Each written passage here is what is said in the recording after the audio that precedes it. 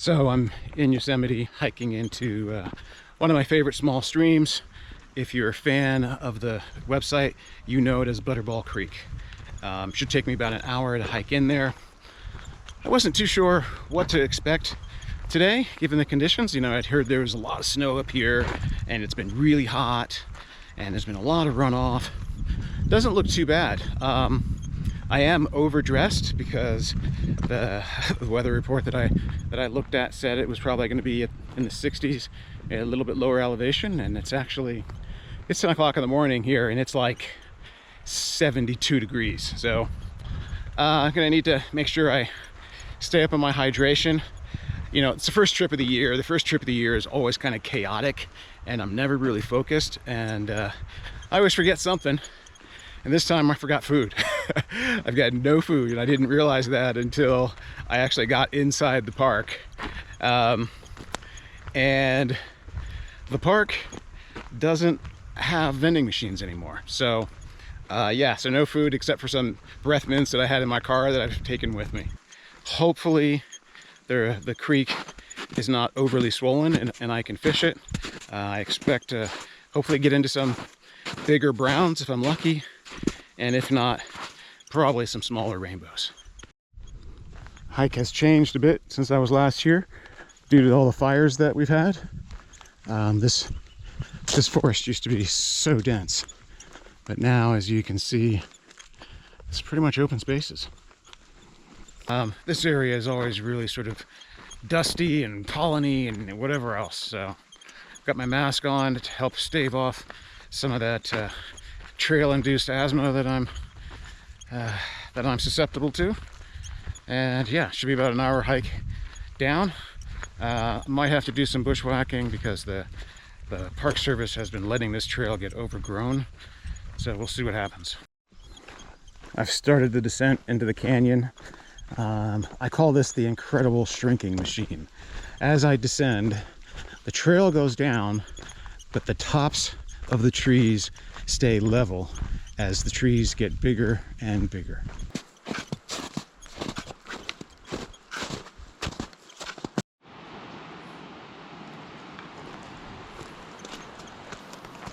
I get my first glimpse of the creek pretty early on in the hike, but I don't fish it up here. I have fished it high once, and I've just found that the fishing is better the lower I go. Now the creek, it's a spring-fed freestone, which means that all its water comes from spring runoff and then the spring that feeds it. Now, as I descend, you can start seeing the influence of these giant sequoia trees. As I go further and further down, the bases of the trees get wider and they get taller. Now, as I'm descending, I'm probably, in and amongst a grove of incense cedar and other types of pine trees that I don't know. But as I go farther and farther down, the giant sequoias will become more apparent. Case in point.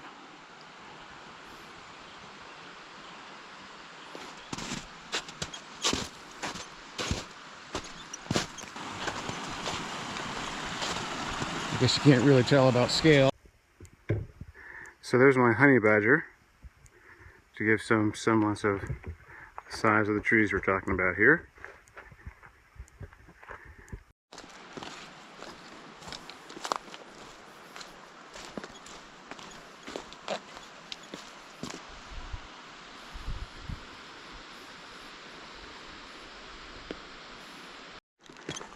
As expected, there's a lot of fallen timber, and actually a lot of the sequoia trees look like they've come down as well.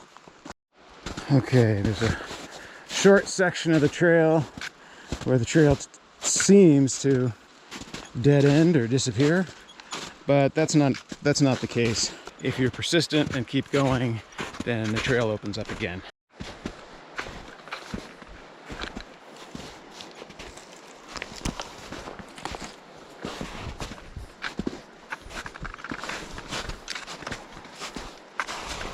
Oh, that was deep.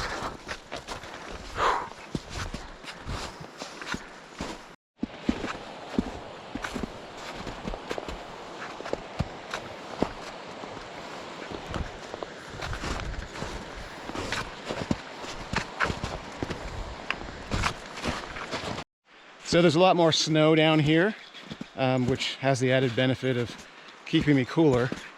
It's about 3 feet deep, and it's pretty soft. I've fallen through now about 6 times.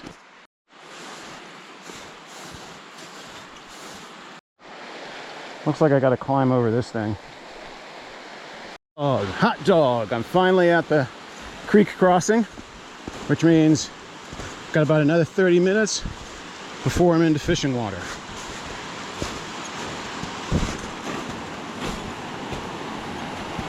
Question is, where am I going to cross?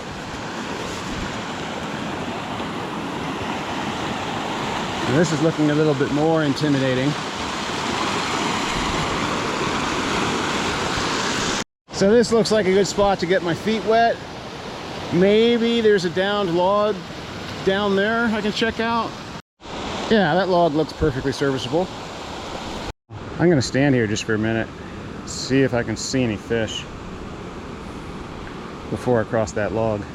You'd expect to see some fish hanging out underneath that log. I'm not seeing anything. Dicey off-camber hillside here.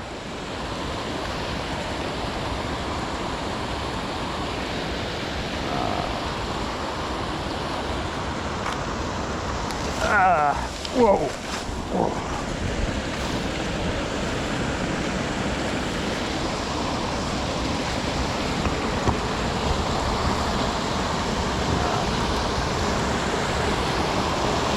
This looks punky.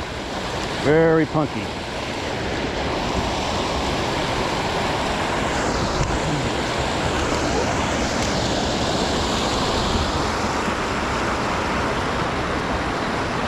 I could be going in here.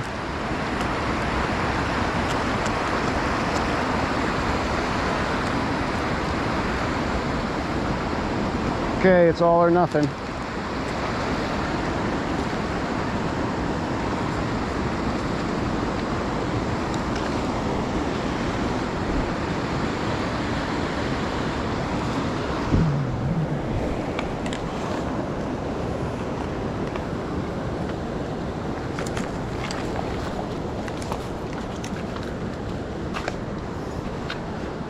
Okay, that was relatively painless. Now I've just got to go just up this short hill to the trail. Okay, now that I'm getting closer, I can see it's raging.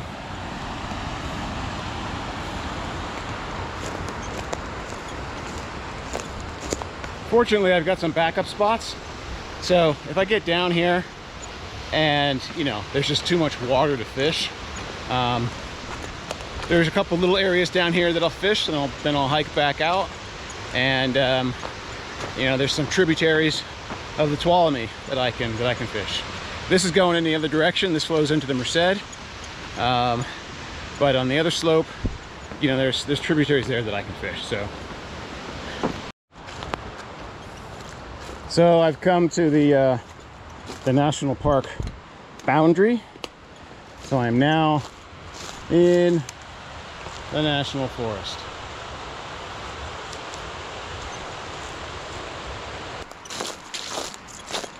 Well, obviously not too many people coming down this way. The trails become pretty overgrown.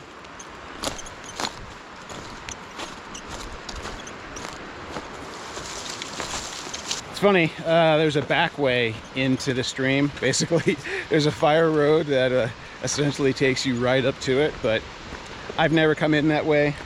I always hike in.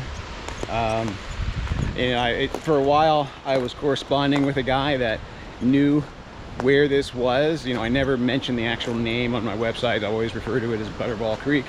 And you know, we were talking for a few months, and then I hiked in one day, and yeah, lo and behold, he's sitting there on the creek, right behind me. I didn't even notice him when I came in. He probably came in right after me, but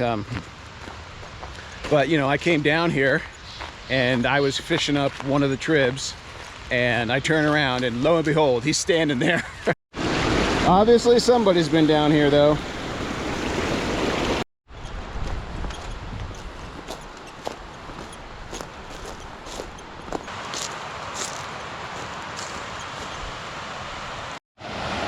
Okay, it's moving, but you know, there's some quiet water there, so I might be able to do something here.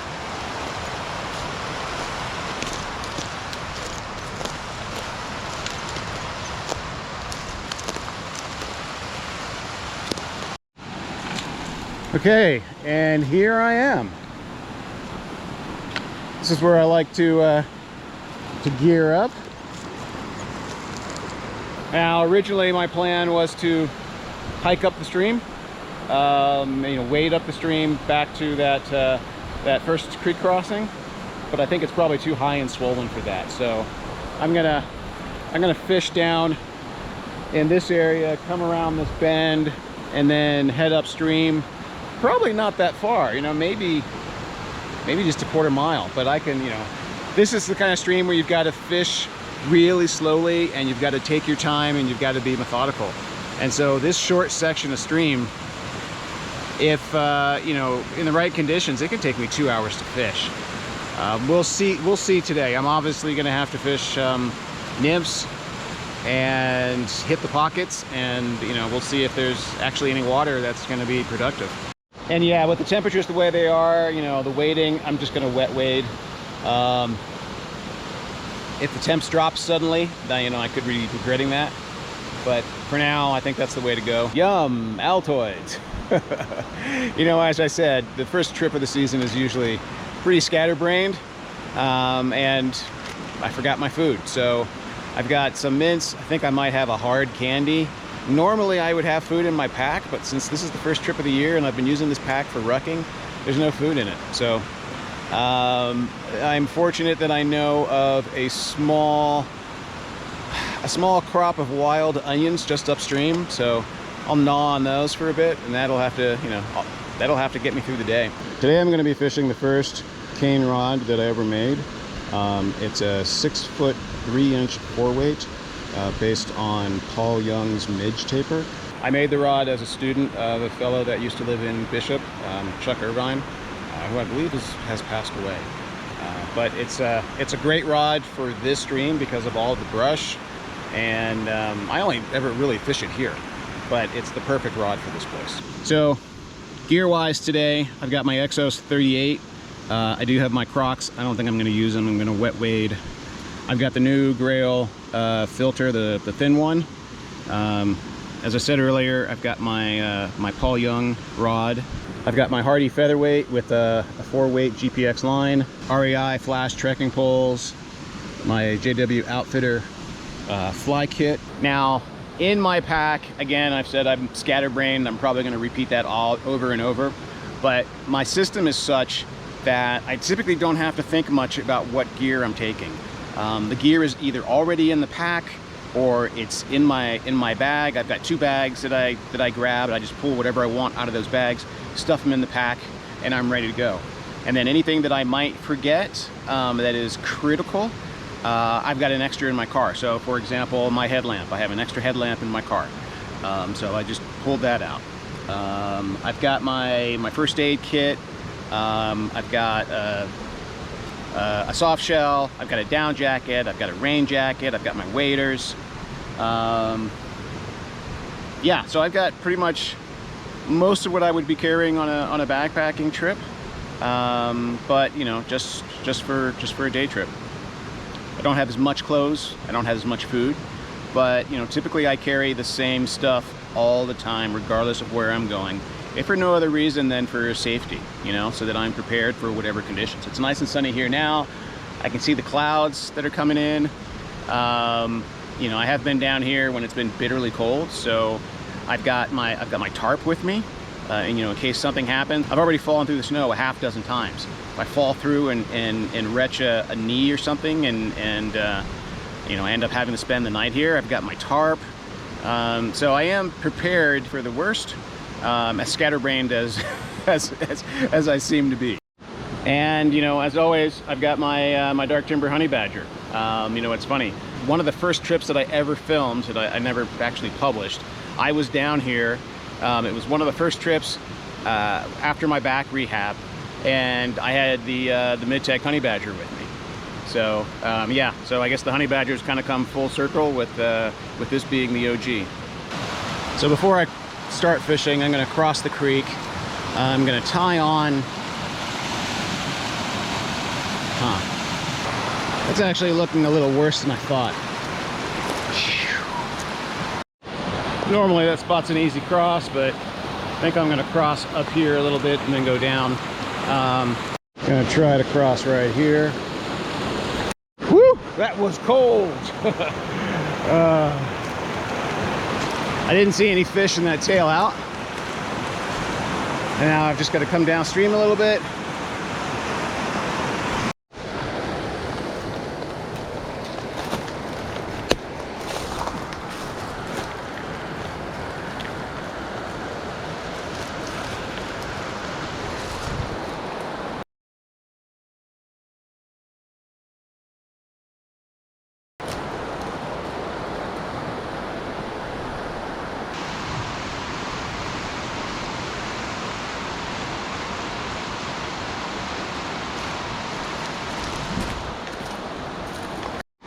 Finding myself inching down this log.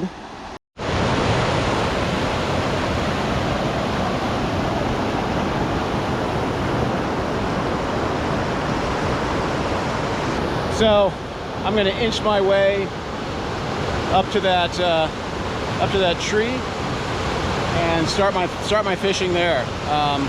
I've seen, you know, big fish in here, big brown trout. I've caught browns at least 12 inches, and I've seen them go, you know, probably 14 or 16. So I'm hoping those fish are here. The creek went under a transition several years ago where, you know, at first when I came, it was only browns, it was only nice sized browns, and then in one of the tribs is where the rainbows would be. And we had a high water year, and I don't know if the rainbows washed into the main section of stream, but then they started taking over, and the only thing I was catching was rainbows. So hopefully we'll get into something today. So I've got on an olive version of my Gold Ribs Hare's Ear soft tackle. I've got 18 inches of dropper, and then I've got this black ant with a red hotspot. There are a lot of big black ants around here, and the best fly that I've ever used here is just some random ant pattern that I tied with foam. I didn't tie any of those up for today, so hopefully this will do just as well. So checking the temperatures, water temps are in the mid 40s, so fish may be a bit sluggish. So I've got a 4X 7-foot leader on, and I'm just gonna, you know, just fish my way up to where I really want to start, which is that tree.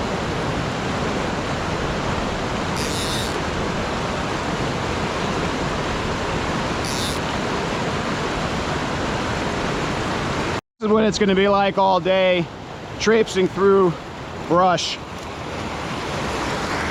Now I try to stay as low as possible because these fish can be spooky. I'm not seeing anything in there.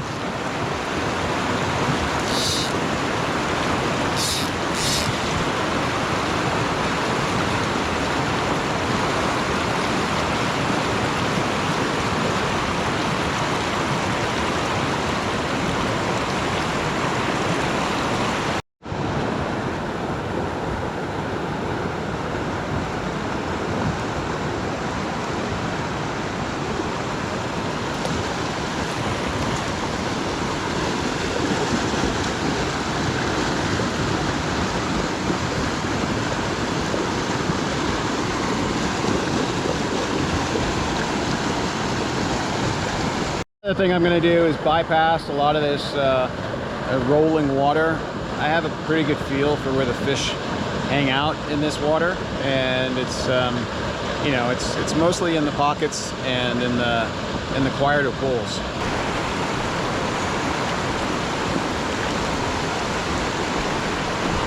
Okay, this is usually a run that holds a lot of fish.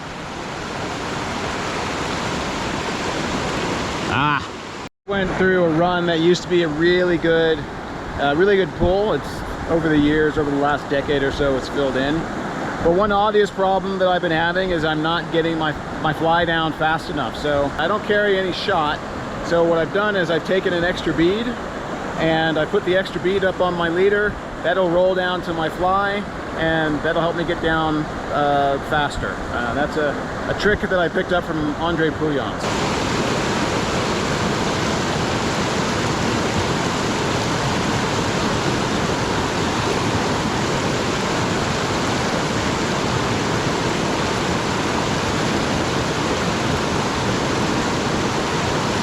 So I got a strike in this pocket. I'm gonna give it another shot.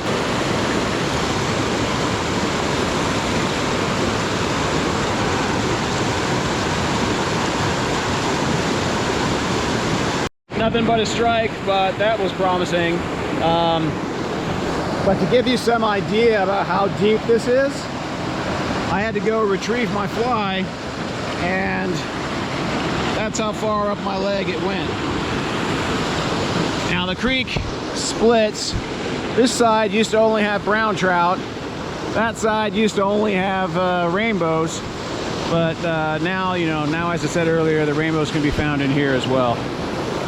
So let's see if there's anything up here. I'm gonna go, I don't know, maybe 100 yards up this canyon, and then I'm gonna come back and try to go up and around there.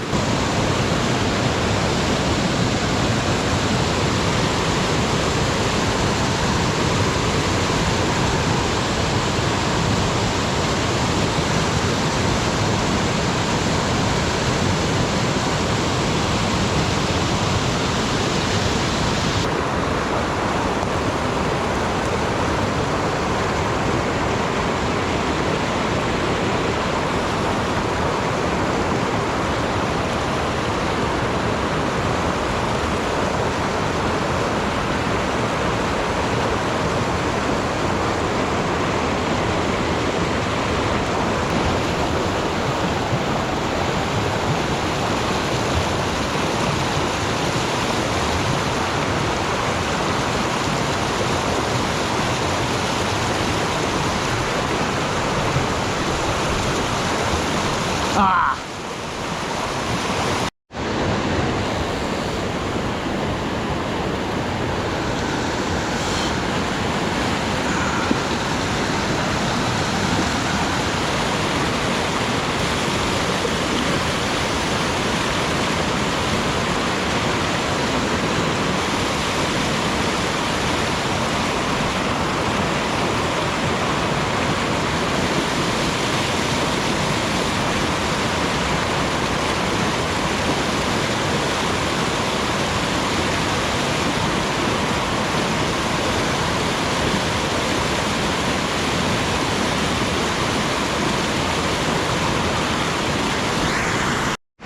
Well, shoot, that looks really fishy, but instead, I just lost my flies.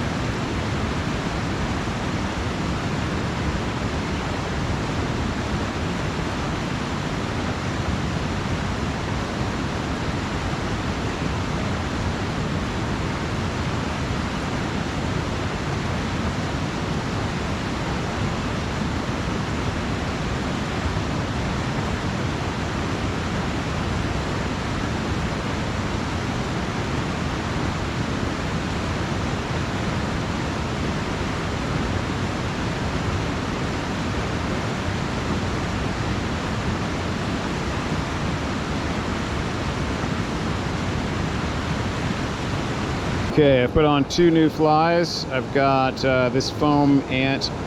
You know, The only reason I'm putting it on is because of the rubber legs. I think the rubber legs on this creek are important. And I put on this bead head. It's just a generic bead head I came up with.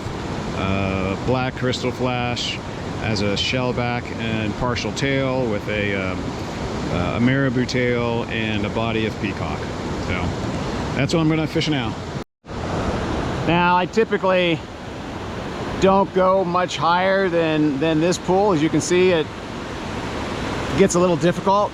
But when it's not raging, this pool is very productive.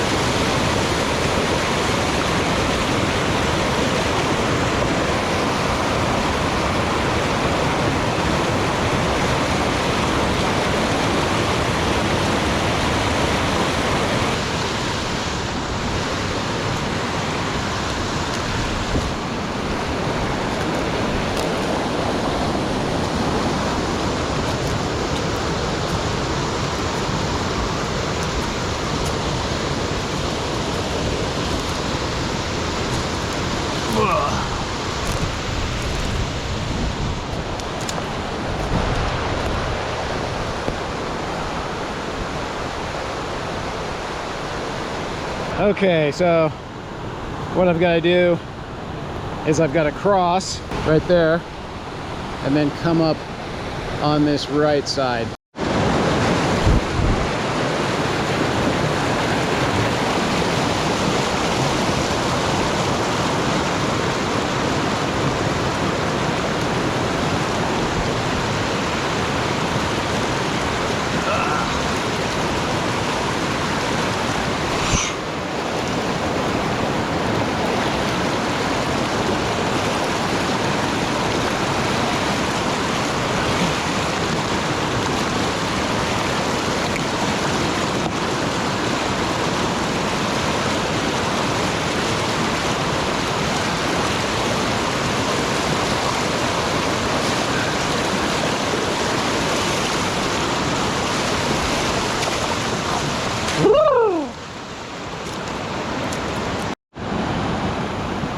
Okay, this could be the best run all day. I'm not sure how I'm gonna approach it without crashing through there like a dinosaur.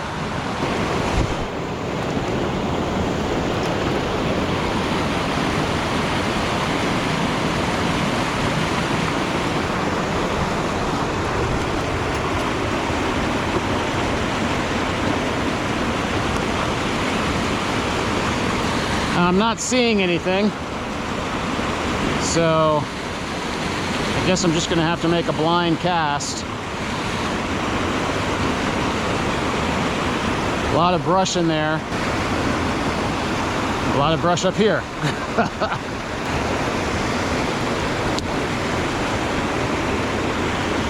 Now I expect to lose my fly here. I mean, I can see all that brush down there. But no guts, no glory.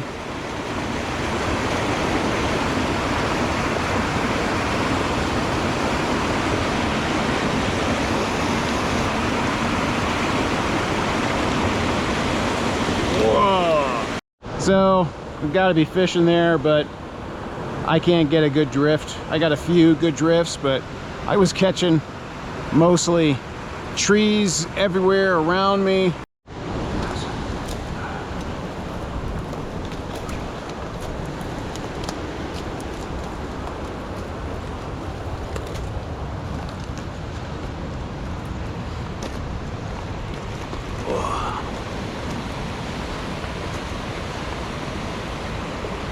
Now that is good water. get over there without spooking anything. I don't see any fish, but if they're anywhere in this section, it's gonna be there. I'm gonna try to creep over this log. Oh, wow.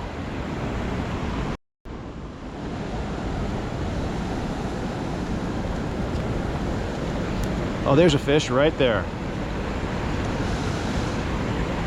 2 fish, 3 fish.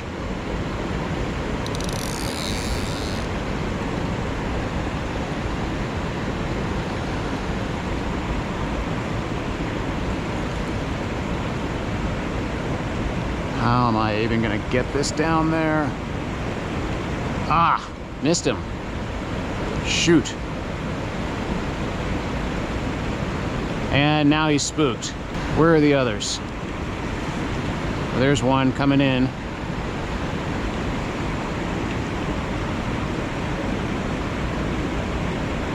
There we go, there we go. Hot diggity dog, and he's off. Oh well, that is better than nothing. Okay, now it's interesting. Those, I really want to see these fish, because I don't know if you noticed or if you can see, but the coloration is just wild. Okay, so let's dap it down here in these logs, see if there's anything down there. Yep, there we go. Ah. Okay, let's dap it again.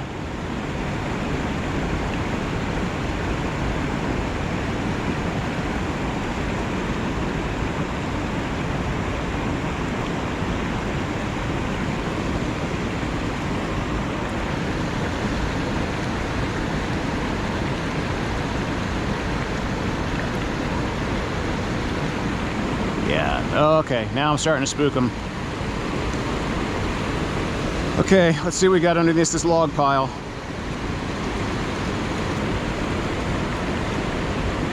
And I'm either hung up. Yeah, I'm hung up.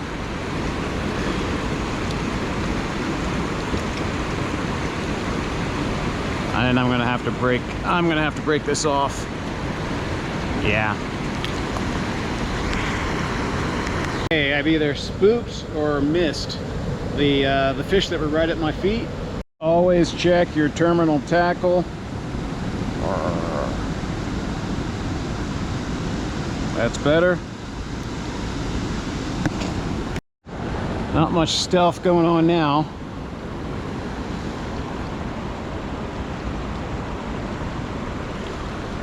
Really?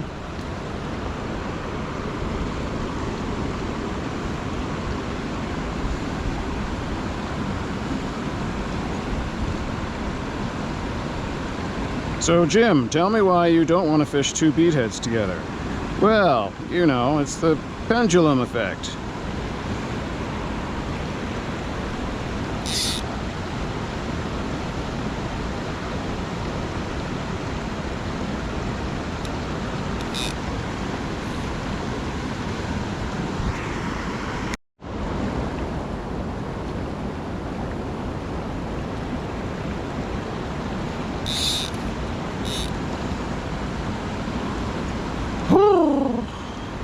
Wet waiting in the spring.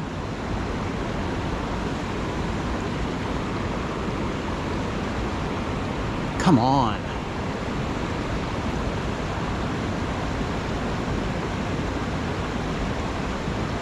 Trying to draw some of those fish out from under the log, but I've probably spooked them all.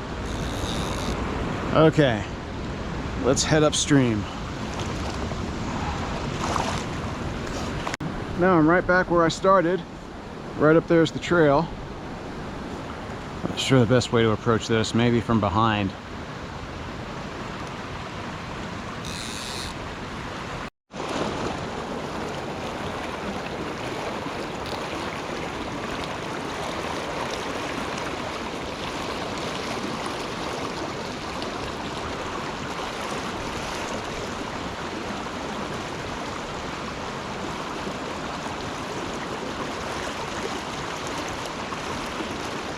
Well, that was a decent drift.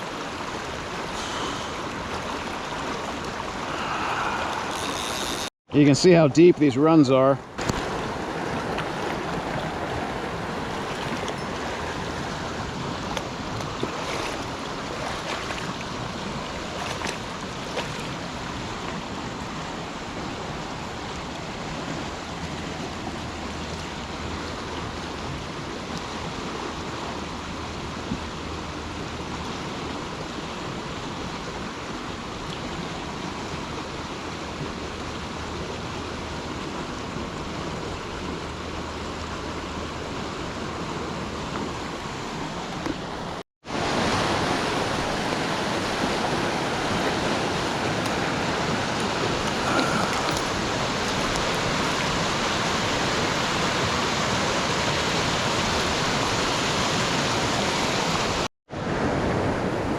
This can be a good run.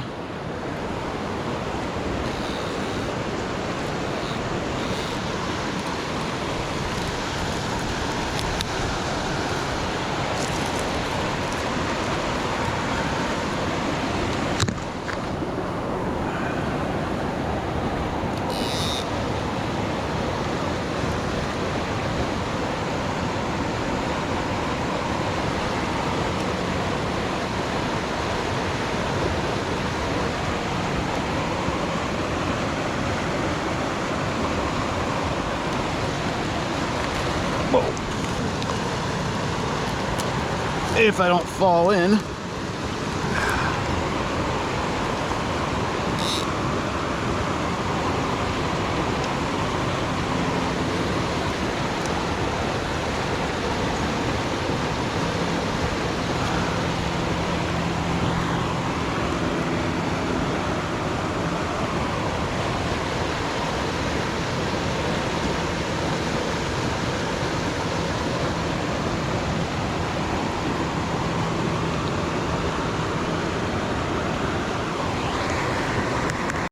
I was going through my fly box and I found the ant pattern that I had tied up for this place.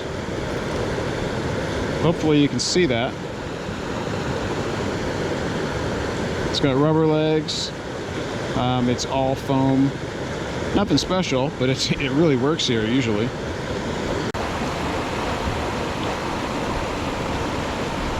That's a good drift. Nada. Nada.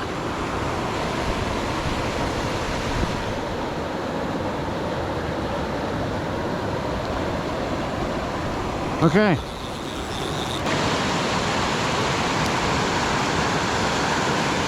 There we go, finally. Ah! So that fish was on my black ant, and it is now stuck in a tree. Okay, this is going to be interesting.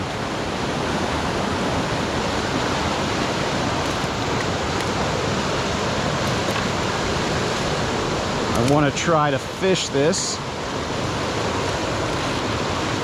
without losing my fly. Maybe a super short line might be the trick.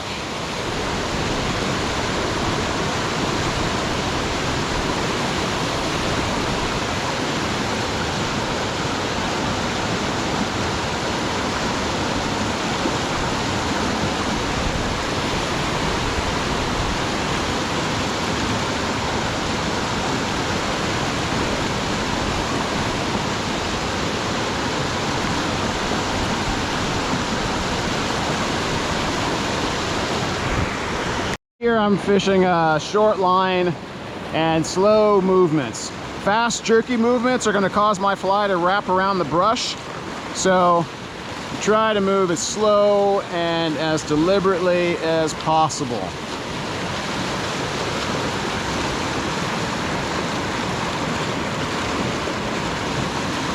Now, you know, my fly is going to drag pretty quickly in here. So not every cast is going to be a great drift.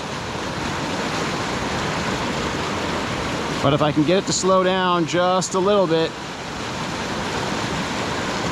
might end up with a fish.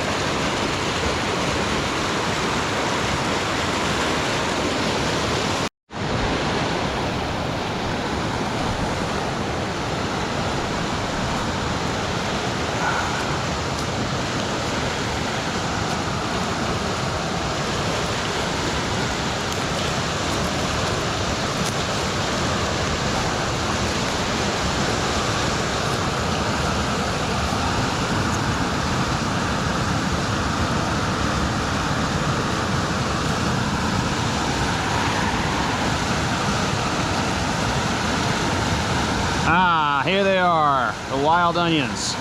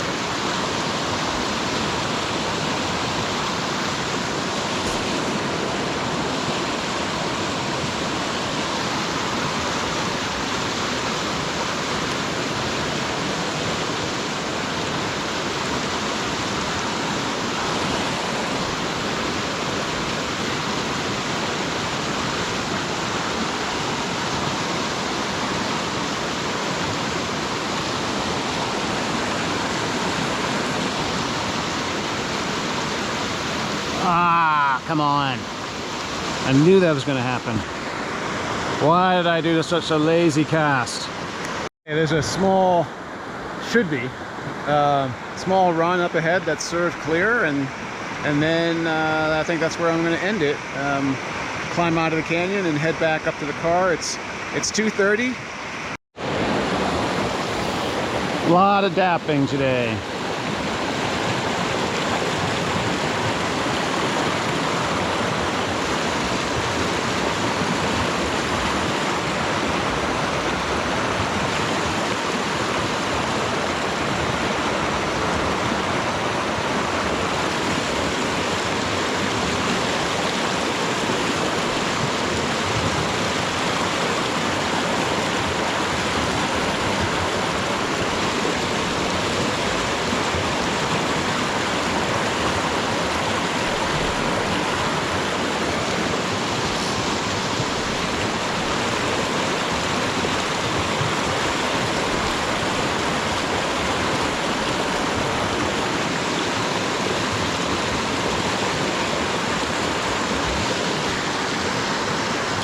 For the most part today, I have refrained from bringing out the honey badger, but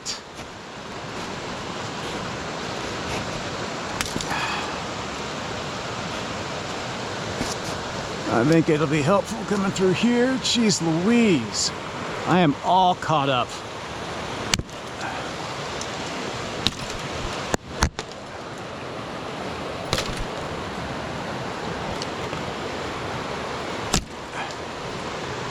Now these are dead, so cutting isn't really a function here. It's really all about just breaking it.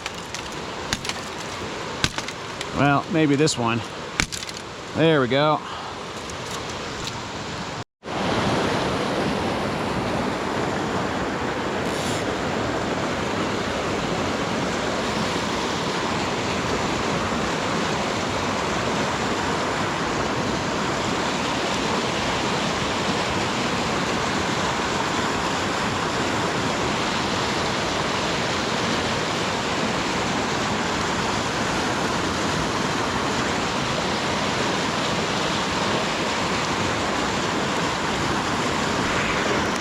Okay, definitely not the best approach with my rod tip out, but in this brush, I don't have much of a choice.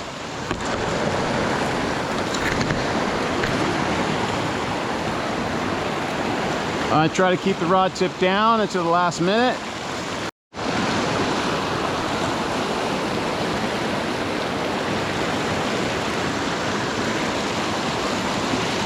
Okay, short line. Whoop. Itty bitty toss. And I'm hung up, of course.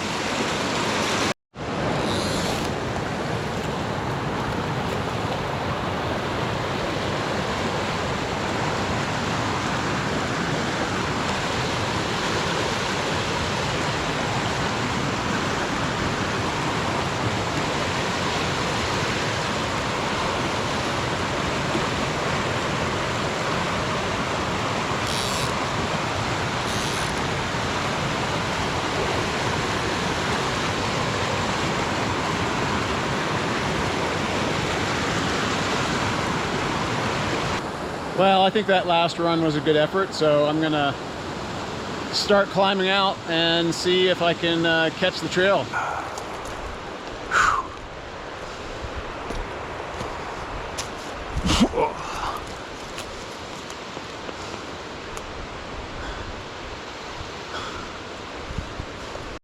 It's 3 o'clock, so that's usually a good time to start heading back. You can see at this place how relative time and distance are. You know, I mean, I only fished for about 3 hours, and I really didn't fish that much of the stream. But I'm happy to have hooked those 2 fish, both of which, well, the bigger one, the last one, that was definitely a rainbow. The first one, I'm not quite sure. The colors were really funky. And the thing about this place is that the colors on the fish can get really funky. Some of the rainbows, especially in that canyon I was fishing, are super dark, almost black. And then the browns tend to have a real yellow appearance. But I don't know, that fish that I hooked into below that log, they had a lot of red, but they were like bright red dots, which makes me think brown trout. I don't know, I'll have to look at the video. The amazing thing is this fly has got to be 15, maybe 20 years old. The very first time I came, well, the second time I came down here, I tied up 3 of them, and in the whole time I fished here, I still have 2 left. So I don't know how I've managed that. I've probably lost a half dozen flies today, but I didn't lose that one.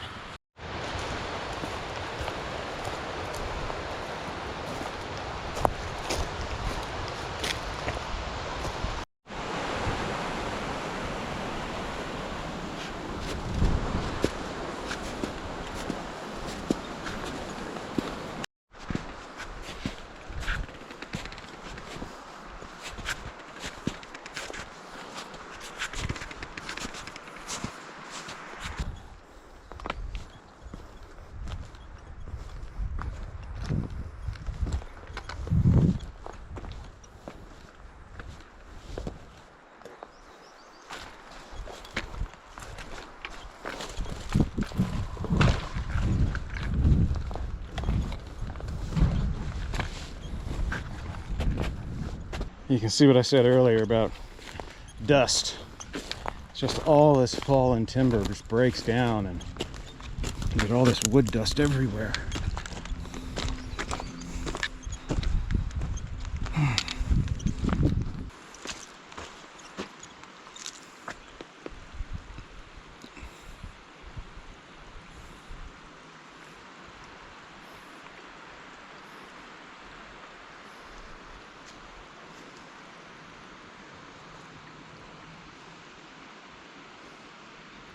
So this smaller grail was a good call. You know, it's much lighter than the larger one. What I am finding though is that the seal doesn't seem to be as good as on the big one. And so what's happening is I'm losing half of the water as I'm pressing down. So basically what I have to do is I have to filter and then pull it back up and then add more water and then filter again to get a full bottle. Other than that, it's working like a charm.